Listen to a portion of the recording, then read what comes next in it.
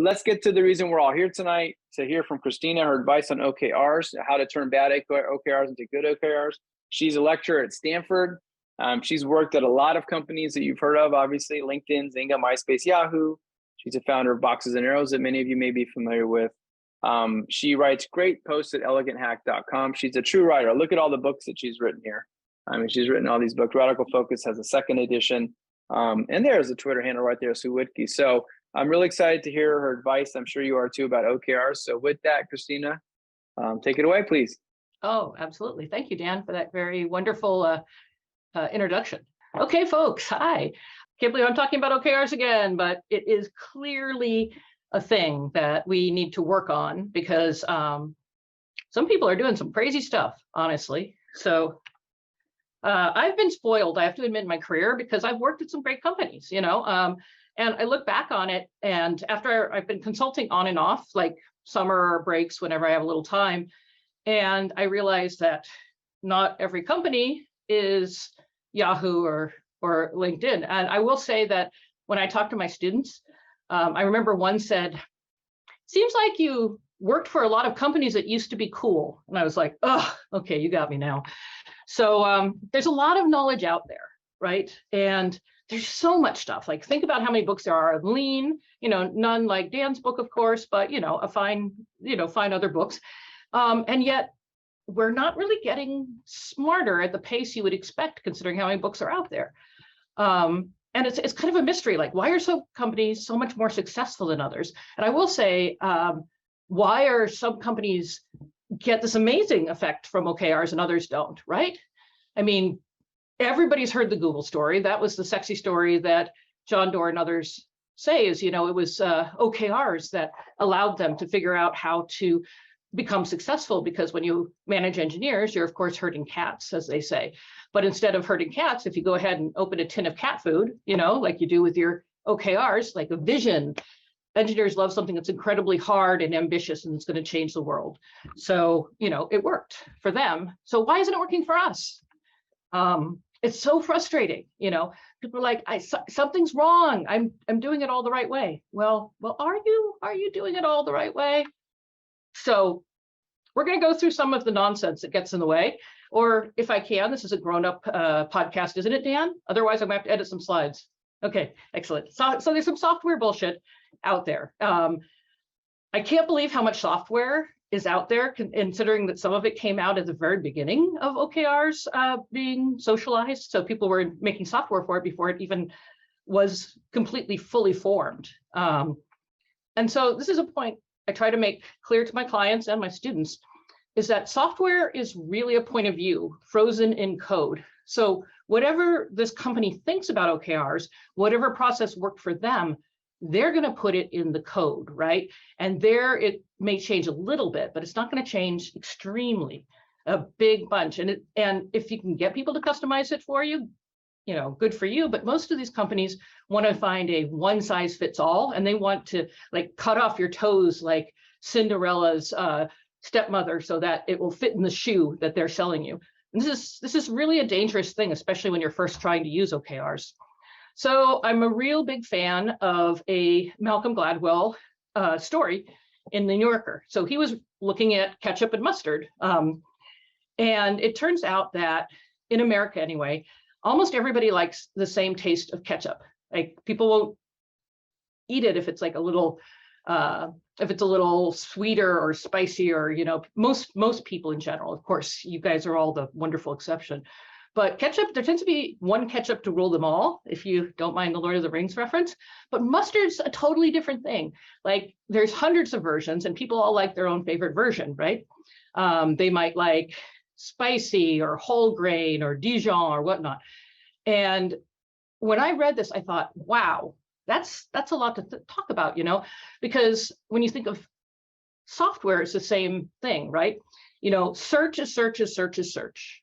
You have a box, you have a go button, everything else is sort of irrelevant. That's catch-up software. But then we have other kinds of software that really are fairly unique and dependent to who we are. And so a lot of B2B software is that way, because different companies have different processes. I would say social networks might be a little bit that way, although they seem to always converge at the end and then somebody leaves to go somewhere different. But you always have to ask yourself, is this ketchup software or mustard software? Is there one right way to do it, or are there 100 right ways to do it? People don't think about that when they go into OKRs. They expect it to be ketchup, and a lot of times it's mustard, right? When you get the basic recipe for OKRs, you have to run it through some test cycles to figure out, what does it mean for our company? What's going to really help us? And if you buy software first, you're going to be stuck with that company's point of view. So it's a bad idea. You don't want to start with software.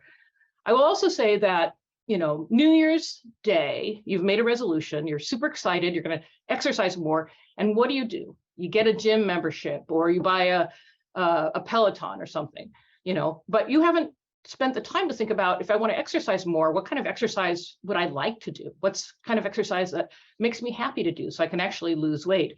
And so you're basically repeating that New Year's resolution when you buy software so that you can do OKRs. Instead, do OKRs and then find a software that really fits you, because there's a bunch of them now, and one of them are going to fit you or not. You could just hack Airtable. Airtable would be a terrific tool, actually, to do OKRs on, especially in the beginning. So start with whatever you've got until your OKRs are working. I've seen people successful with PowerPoint, which is wild, with Trello, which blows my mind, with Slack. Like, people makes the OKR basics work with whatever they're doing. And then eventually they start wanting more, and then they start looking at software or roll their own. OKRs are mustard.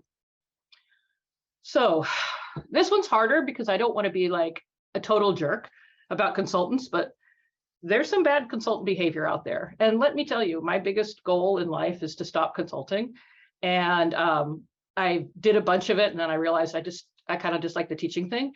So, but what I realized is when I started committing to teaching, I didn't have to lie to people or bullshit or make any of these mistakes. So, I think we all recognize this creature, safe, and complexity sells a lot of work, right? Because you're like, okay, we're going to do this, we're going to be lean and agile, and we're going to scale. And oh God, I don't know how to do this. I better hire a bunch of people who can figure out how all this fits together. So OKRs are actually very, very simple.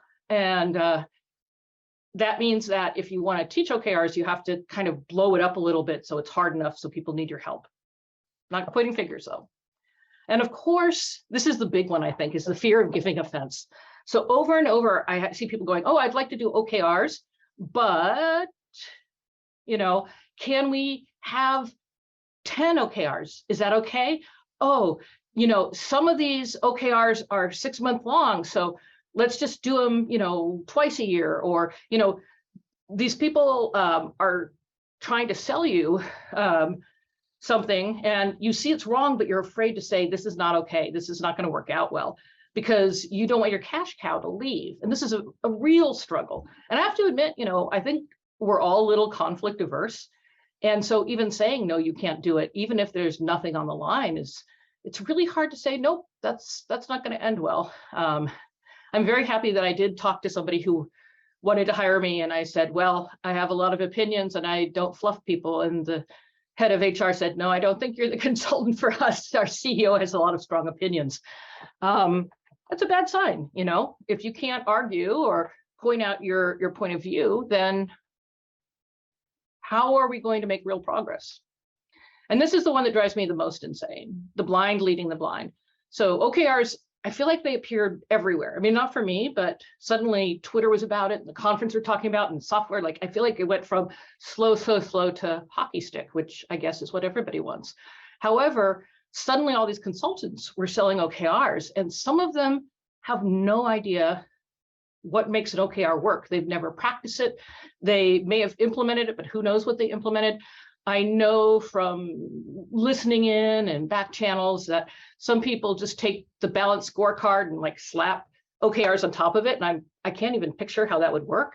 Or said, oh, it's basically SMART goals, so I'll just do that. So they end up teaching how to structure the OKRs, but not how to actually make them happen. It's a disaster area, So you really have to be careful about who are these people, right? What do they actually know? Do they have references? How did it turn out? Did they hire this person and it was really fun when they were there, but then when they left, the company went back to its old ways? That's a thing that happens. So read their work. What are they writing about? Is it complete bad advice? There's some bad advice out there. Or do a trial with them, maybe have them come in and help one team. And if it doesn't work out, you can boot them.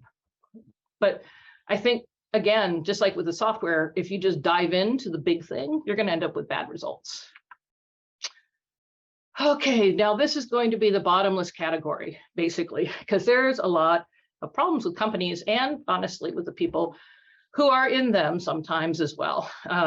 But one of the things I noticed about when a lot of problems with companies started to show up was when big companies tried to adopt OKRs. Little startups can use OKRs pretty well, but bigger companies, they're gonna have a lot more work to do.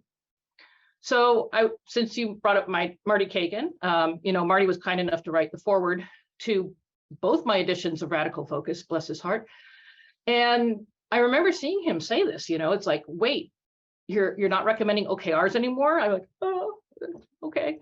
And then he said something that I found very true, which is, there's this, OKRs sound so simple, right? If somebody told you, yeah, you have a qualitative goal or something you think is really important, and then you have some metrics, how could it be bad? How could it be a hard time to implement it? And it's that companies are not set up effectively to apply this technique. And this one I have seen over and over and over again, because when you want to use OKRs, you suddenly realize it's probably going to involve maybe a reorg, and the reorg is only the beginning. You're going to have to change how you develop things, and that can really be terrifying. And yet people announce that they're doing OKRs, so they have to do it anyway, even though it's not actually going to work, which is another strange psychological issue. So I try to warn people that OKRs are simple, but they're hard. It's like eat less and exercise more. I don't know if your doctor or anybody's ever given you that advice when you're trying to lose weight, eat less and exercise more. But how do you maintain it? What should you eat? Can I just give up one Snickers a week and lose weight? What kind of exercise? Can I just walk up the stairs, or do I have to join a gym? There's so many questions. Like, you hear it and it's logical, and then when you try to decide what to do, it's hard. So one of the classic problems I see all the time is people don't have a strategy. And I think the word strategy is one of those words that lots and lots of people use, but they're all using it in a different way. It's a little inconceivable because I think that word doesn't mean what they think it means. I think if you're going to have a strategy, it needs to be something you can work from. I like a fairly lightweight approach to strategy. It's like, who is the market? You want to define it tightly enough so that you know who you're really trying to make happy, but big enough so that you could make money. How do we actually reach them? What value do we provide?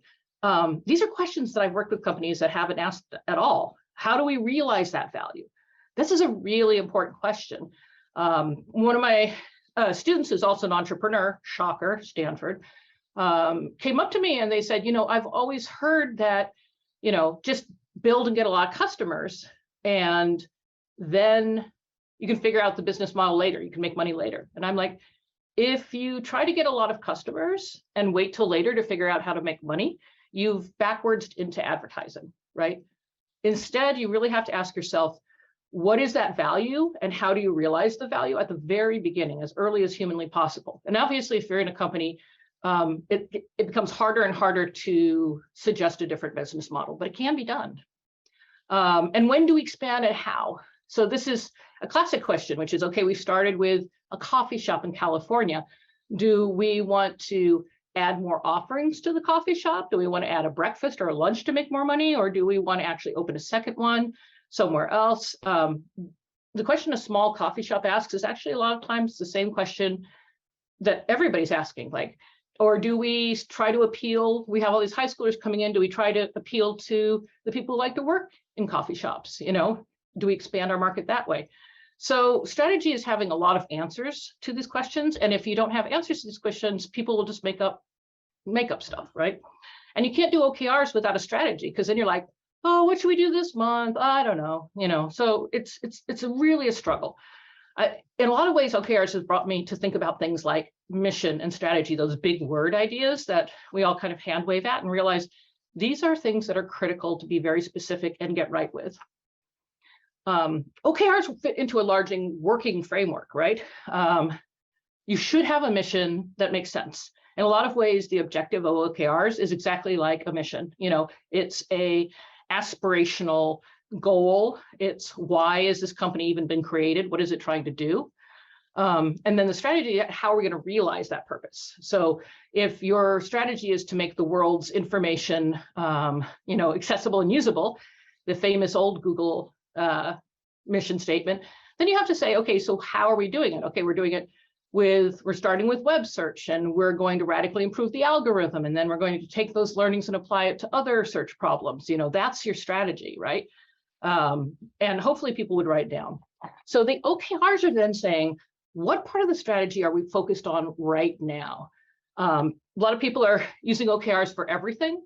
And really, OKR's job is to take strategy, which is we should do this some point because we're going to need it, and say, we're doing that now. This is the piece of the strategy we're working on right now. And then we have tactics, and a lot of people try to shove these into the OKRs. So what projects, tasks, efforts, initiatives will we do to make our OKRs? Again, OKRs, I feel silly repeating it, but they're outcomes. They are results, right? You're saying, I would like to be the biggest search engine in the world. Well, that's not 3 months. So let's see, what would be a good one for just 3 months? We want to, it should be a straightforward thing. Maybe it's just as simple as we want to get academics to start with us instead of somebody else. Well, how do you do that? What would that look like? If academics were starting with us, our numbers should be similar, right? So we should have at least as much numbers of users as any traffic information we can get from the other information providers. We should collect word of mouth, so we could crawl the social media things and see how people were talking. You have to start going, in a world where we realize the strategy, what would the world be telling us so we knew we had arrived, right? And then you can say, well, how are we going to do that? Are we going to build a beta system? Are we going to make it a closed beta so that people are begging to get in? Are we going to start it with just a couple of universities? You're really taking something as high as what is our purpose, all the way down to what am I doing this week? And that's the whole family. That's the framework. So sadly, I went back to a company that I'd helped in the very early days when Radical Focus 1 had just come back out, and I went back to them, and they'd gotten bigger, but they were using OKRs for project management. And I was like, I don't even know how this happened, and I feel horrible. They were doing things like, an OKR would be the name of the project, and then the KRs were the milestones and everything they were doing. And they'd struggle sometimes because they were trying to use OKRs for everything they did. So they'd have 23 or 50 OKRs because it was just, it was basically a backlog. And I have to say, I like the idea of taking a backlog and putting expected outcomes with it. That sounds like a nice idea, but they just couldn't get everything organized and in the right row. And some of this stuff was so minutia, just little tiny project manager type updates that nobody wanted to listen to it when they went to the bragging sessions. And that was frustrating too. So we met again and we worked it out, and we got people reoriented towards outcomes. And I introduced them to this wonderful thing called product management and pointed them at Teresa Torres's wonderful work. I'm really in love with her book right now. I'm reading a bunch of books preparing for a PM class, and Teresa's is just so good. So you still have a pipeline or a roadmap, whichever way you want to do it, right? And it feeds into the OKRs. And if you're familiar with my approach to OKRs, we have the 4 square in the middle, the piece that allows you to have conversations about why things are happening, whether we're working on the right things, et cetera. But it's fed into by the pipeline. And you still do your everyday stuff. Like OKRs are, like I said, are about strategic work, but that doesn't mean you don't keep working on the continuous improvement work, right? You're always trying to make things better. You have your product management stuff, your pipelines, your roadmaps, your, making things run faster, whatnot. And then you have the sort of what I've called the heartbeat work. And it's things, like making sure the servers are always up and such not. And there's so many different methods to track those. So OKRs really have one big job, at least in how I've been using them and getting the results that we like to see, which is just making sure that the really important stuff doesn't get forgotten in the craziness, the fog of everyday life. So I want you to think about OKRs as a vitamin, not a medicine. If your company is all kinds of messed up, OKRs are not going to make it better. I can guarantee that. There's some fundamental work that really has to be done. So use your OKRs to turbocharge your organization after you're sure it's in good shape. And nobody wants to ask those hard questions.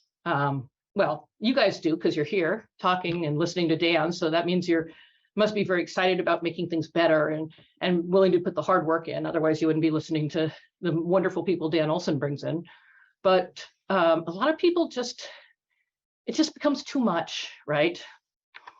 So one of the things you have to start with is using modern product management approaches. Like a lot of companies outside the Silicon Valley, still doing waterfall, everybody's matrixed up to their nose hairs, it's bonkers, I think. I'm a big fan of the very small, super small groups, the 2 pizza teams, and you've got to use Agile, right?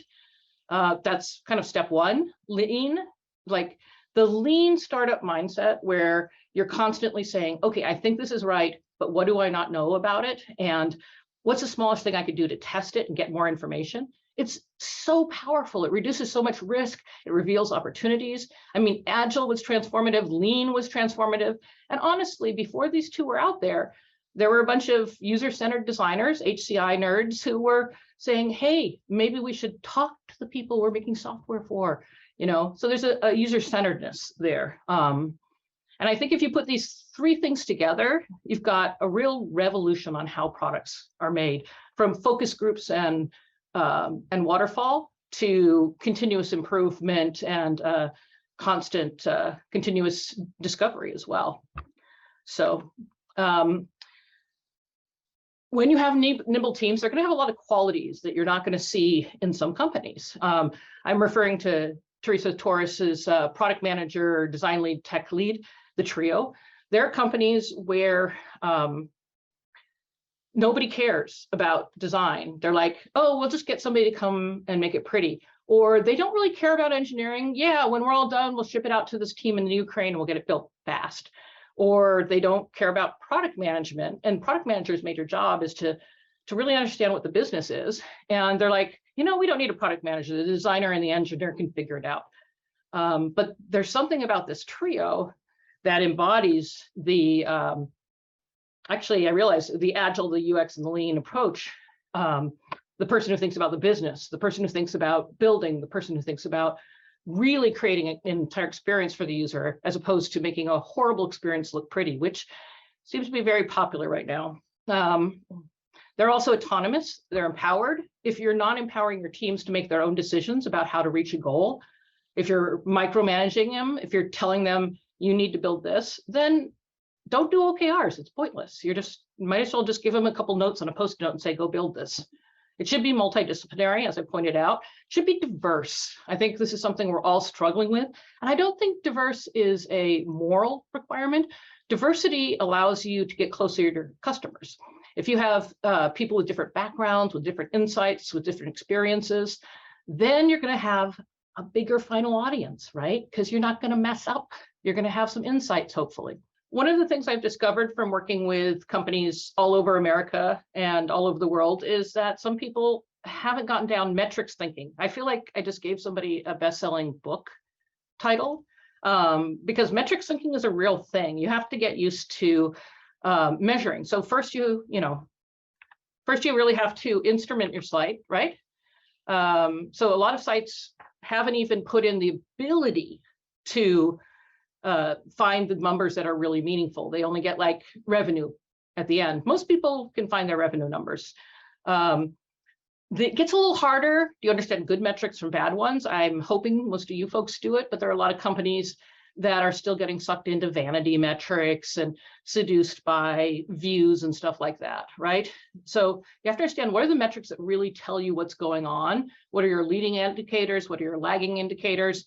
What are just an indicator? You know, maybe you've done some research and talked to 20 people and gone, you know, there's a strong direction here. It's not statistically significant, but this is a good place for us to explore. I mean, when people don't want to do anything unless they've A/B tested or it's statistically significant, they're the ones who have been taken prisoner by their metrics, to be honest. So are you informed by your metrics and not driven by them? Once you can measure things, it's so heady. It's like, finally, I know. But it weakens you when you have to deal with ambiguity and things you don't know. So again, I just think of them all as clues. I'm just looking for clues, right? Maybe the search logs give me clues, but maybe user interviews give me clues, because we're non-academics. We don't have to do peer review judgments. We just got to make some money, people.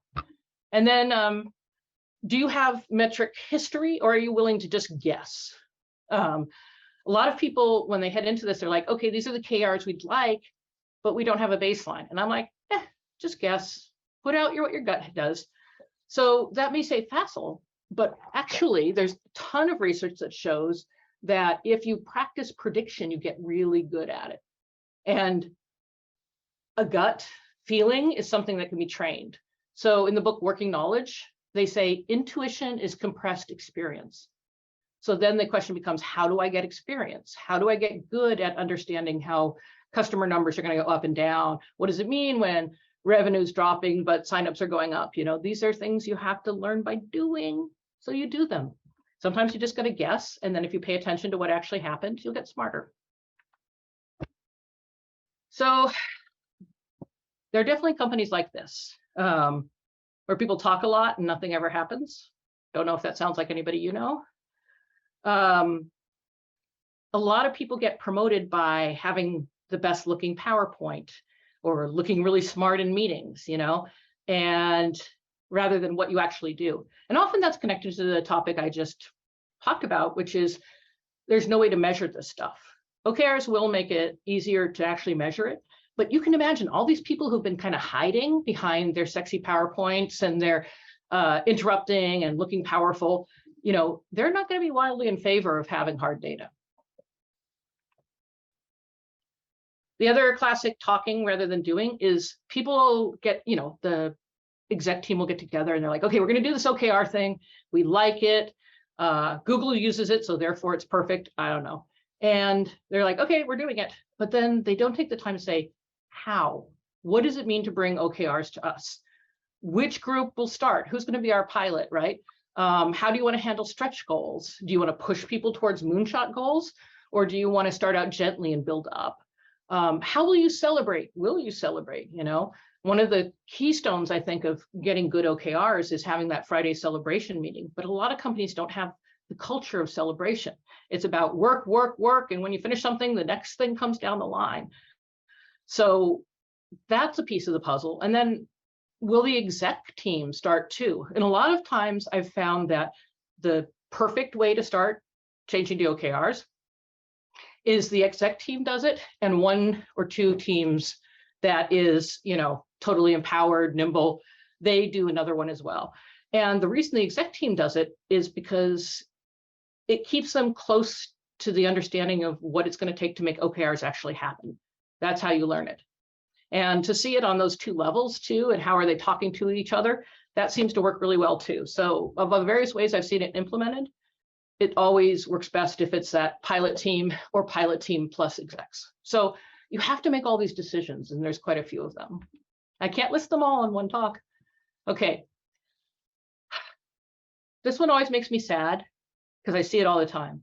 It's like, oh, we want OKRs. Okay, well, do you have any teams that are completely self-sufficient? They have everything they need to make things happen? No. Well, then you don't get OKRs, right? A lot of people want the OKRs, and so they set these goals, but they don't make any of the changes within the company that will make OKRs be successful. And this is incredibly common. Why can't we have OKRs with completely, cross-matrix teams? Or why can't we have lean, except, we're doing this in this way, or agile, but we don't want to change this other thing? Like, to get a new methodology, to get any kind of new group behavior, you've got to clear the roadblocks out. So if you say, I want to do OKRs, you're saying, I am willing to do a massive change project. And maybe you need to read some stuff from John Kotter, about how to make things change. It's not a small thing. It's a simple thing. It's a hard thing. It's not small, unless you're doing it just for yourself or your startup. So this is a story that I've hidden who it is, but when they tried to slap OKRs on top of this highly interconnected group, suddenly this person had to go to all these different meetings to see if what was happening for her group's OKRs were happening across all these others. And all she did is spent all day long with emails. Okay, how's that coming along? Blah, blah, blah, blah, blah. And then you can't get any of your own work done. And the whole meetings without motion is a classic syndrome, and it's sad. You can't have OKRs without psychological safety. You have to be able to have real conversations, or you aren't going to have success. I mean, you can have OKRs, but you're never going to make them, because the only way you're going to be able to make them is to use the minds of everybody. Why have a diverse team if you're not going to listen to all those diverse opinions? Which means we have to do psychological safety. If any of you have seen a talk by me in the last whatever, and hopefully you have, I talk a lot about psychological safety, because if you're going to be empowered, if you're going to make your own decisions, you've got to be able to disagree. You have to be able to ask questions. It's just so important. Interpersonal risk taking is so important. And you can build that within the team by just listening to each other closely, asking questions to make sure you understand, not interrupting, patiently, pushing back. And eventually over time, people will lose some of the delicate, I think you made some good points, and I was just thinking maybe we could build on it in this way. You can stop saying that, because you can trust each other. But first, you got to build the trust. This happens a lot. This happened to me. Yay. So I have an old friend, one of those acquaintances that wander in and out of your life. And he read my book. So cool, right? Should be easy. He said, I want to bring you in to do a webinar for the company I'm the CEO of. And I was like, or not a webinar. No, it was a webinar. It was 4 days of 2 hours talks. And immediately I found out the way they were doing OKRs, and he did implement it for everybody, was nothing like what I'd written in the book. I was like, hey, Joe, when did you read the book? A year ago? And you read it? Well, I skimmed it. Okay. I mean, OKRs you don't get from skimming. It's just, I think nothing you get from skimming, except maybe SMART goals. These things you have to understand completely if you're going to step into it. I'm sorry. And it's the same with Lean. There's like a deep, profound point of view shift that you get. And it's the same with Agile, I think, too. You've got to dig in, read different essays, check out how other people are doing it. Reading a book is not enough. And here's another reason why it's not enough. So I'll bring out my learning science nerdery now. There's two kinds of learning: teaching, procedural and declarative, right?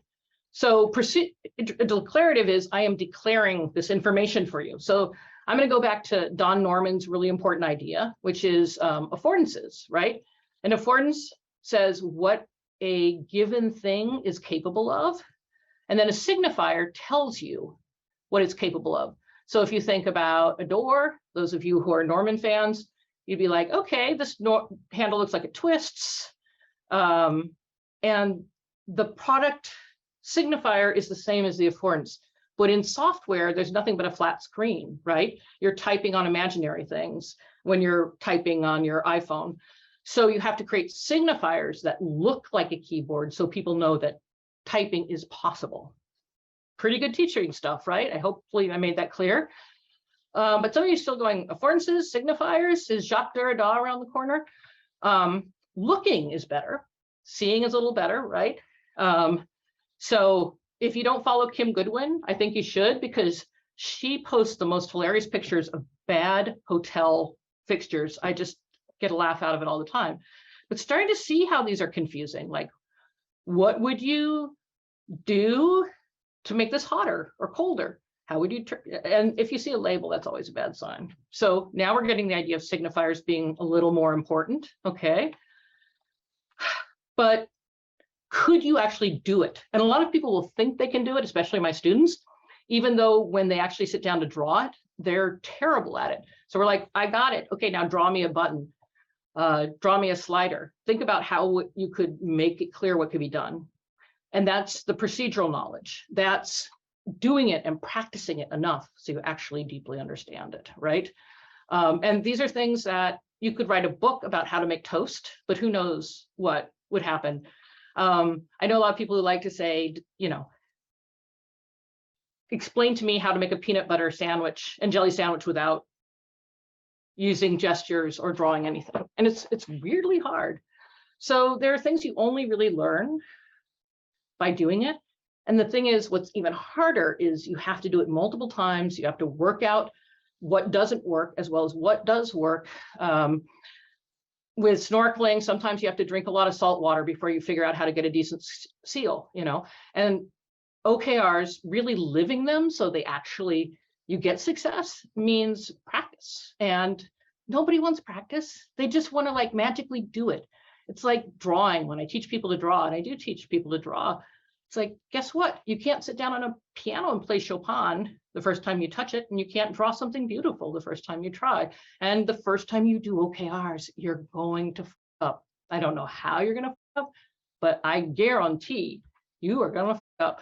And maybe you're going to set too high of goals, or maybe you're going to set them too low, or it turns out you could knock it out in a week, or you're going to forget to report on it, and then you wake up 3 months later and you're like, wait, didn't we have some goals around here? You know, there's so many ways to get it wrong, and you kind of have to see what it's like to get it right and what gets wrong, and then iterate.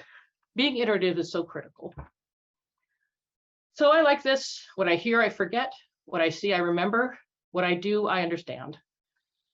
A book is not going to be enough. And I love books. Oh my God, I love books, but no. I like this quote from Lou Platt. I wish we knew what we know at HP. You often get these little centers of excellence within a company, right? This team really gets OKRs, but this team over here, I don't even know what they're doing. So the question is, how do we get people to learn from each other? And this is a question that people often don't ask. So you want to actively plan for learning. You want retrospectives. You want postmortems. I love cross-team embedding. Zynga did a lot of things right and a lot of things wrong.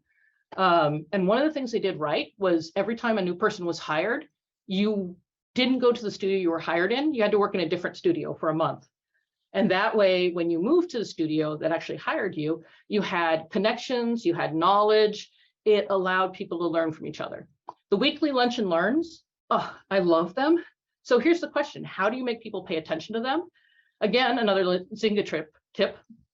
Mark Pincus was super paranoid about proprietary information because somebody had taken the Zynga playbook and published it on TechCrunch. So his rule was all the slides that were sent out after the lunch and learn were redacted. There was no hard information. So if you wanted to learn, you actually had to go to those meetings and listen and see the numbers and talk. And it was just a moment of paranoia that created amazing learning. Company-wide messaging is nice.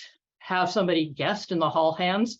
Especially, this is good because it creates sort of jealousy and longing. And let me explain that. So let's say the CEO has a weekly all hands, and you have a team that's really good at something, could be their OKRs, and you have them come up and talk to the whole company about what they're doing right. It's a reward for the person who did it, and it's motivation for everybody who doesn't get it right. So instead of the boss saying, I want you to do it like those people, you know, celebrate them, enjoy them, and it will help. I believe this very deeply. I'm quoting myself, I apologize, but I think it's true. Learning velocity is everything for success, everything. It has been for the last 10, 20 years, and it will be for the next 100, no doubt. So this is one you might know. Memory is a substitute for thinking. We already tried that. Yeah, we tried OKRs. Well, did you try it again? Did you read something new? Or that's not how it's done here? That actually might be good advice. If somebody's saying that's not how it's done here, maybe you shouldn't try. Or maybe you absolutely have to try if you want to keep your company going.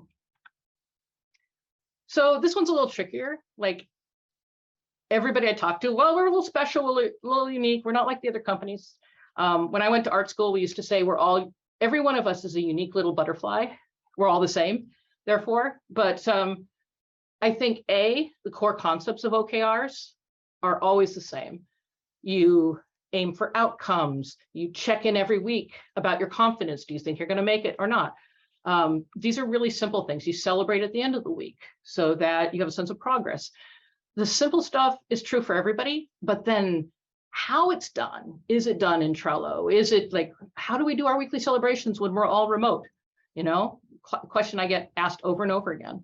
And there's lots of different answers to that. So we're unique is a little bit true and a little bit false at the same time. This one's bad. I think we all know this.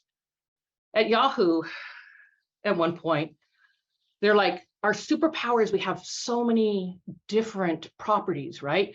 And so when we do search, we could have movie times come up. This was before Google got all sexy. We were sexy first, but then we couldn't keep our shit together, sadly. But the problem was, all the executives said was, we want cross-team collaboration to create unique experiences, but you know how they paid people? They paid you about how well your business unit did. So which one are you going to do? Actions speak louder than words. So don't fall into this, right? Don't fall into this. Here's our incentives, and we're focusing on lifetime value, but bonuses are given back on individual revenue. Those are two messages, and they're going to mess up. So you want to surmount this knowing doing gap. I have a couple more pieces of advice, and then we'll open for Q&A. I'm a fan of Zen stories, and one of my favorites was one about a college professor who went to talk to a Zen master about Zen. He wanted to understand Zen and learn about it. And he went and have tea with the master, and the master sat down and cooked some tea and was pouring it into the professor's cup, but he kept pouring, and the tea went over the cup and onto the table, and the professor's like, stop, the cup is overfull. And the Zen master said, just like this cup, your mind is overfull of your own opinions. You have to empty your cup if you wish to let knowledge in, right? So you have to have that beginner's mindset. You've got to be empty your cup, stop complaining about, well, you know, KPIs and everything, and just listen and see if you can make sense of this for yourself and ask questions. Whatever you do, please don't do this. This is the single worst mistake companies make. They say we're doing OKRs, and every single group and every single person in this company gets their own special OKR. Oh my God. And it's a disaster because there's so many places where it's really hard and subtle to implement OKRs. And there's some places where it doesn't work even at all. So the worst thing you could do is just make absolutely everybody do it, because your work will slow to a crawl. People will be upset. You're going to lose trust. It's just, in a really big company, this is such a mess. So again, pilots, grow the pilots, have them go around and brag about what's going on, and then slowly roll it out. And you might never roll it out to some groups, and you might never roll it out to individuals, I hope, because individual OKRs, I have never seen it work successfully. And I've been doing this longer than almost anybody. You know, I've never seen individual OKRs really work unless they're personal OKRs, which means I set them for me, I track with me, and I leave the company out of it. This is how you do it. Very simple. Pilot, slow growth, take your time, take 2, 3, 4, 5 years to get it out, because you're trying to build something epic. Okay, as a hint, build your rituals on temporal landmarks. I learned this concept from Dan Pink. He wrote about it in When, and a temporal landmark is simply a date or a day that everybody treats as important. So January 1st, it's just a date, but everybody tends to hang New Year's resolutions and things like that on it. quarters. There's a reason OKRs have a quarterly cadence. It's because the company already knows about quarters and already works in a quarterly cadence.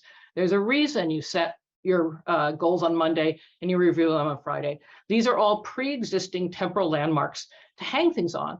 And if you decide to do it, every Wednesday or something, unless there's already a landmark like a stand-up or sprint planning, it's not going to hang. So try to build your OKRs into what already exists. Have formal retrospectives. Retrospectives are amazing. There's so many talks out there, but they change everything. They really do. Try assumption mapping. This is super useful. These are all things that make things better. If you want psychological safety, be vulnerable. Be yourself. Admit you don't know something. It'll make everybody else want to step up, right? If you don't know everything, maybe somebody else would. Make space for other people. If you have internal competitiveness between business units, it's not a good company. All the literature has shown that having business units compete against each other is really bad for success. Having individuals working on the same core concept, like Google does, in an innovation state where they're not so much competing so much as finding different paths, that actually does work. But when people are trying to rip each other's throats out, you're not going to get the kind of cooperation you need to make OKRs succeed. And share everything you learn. I'll repeat it again. Learning velocity is everything. These are great books that will help you with some of these hard things. I wish more PMs and product people would learn about learning science, because if you think about it, we're constantly teaching, right? We're teaching our customers how to use our product and how to get the most out of it. We're teaching each other how to take best practices and incorporate them. Learning and teaching is everything. So small teaching is incredibly accessible. It talks about little tiny techniques that you can build into your current practice. And I would highly recommend it. I just thought it was wonderful. And then the others you may have heard of, I hope. They're quite good. This is the book I've been referring to. It was written in the 90s. There's a lot of talk about Six Sigma and total quality management, but the stuff about humans, it's all right on. Humans don't change that quickly. Tech does, but humans don't. Okay. Christina, thank you for a great talk.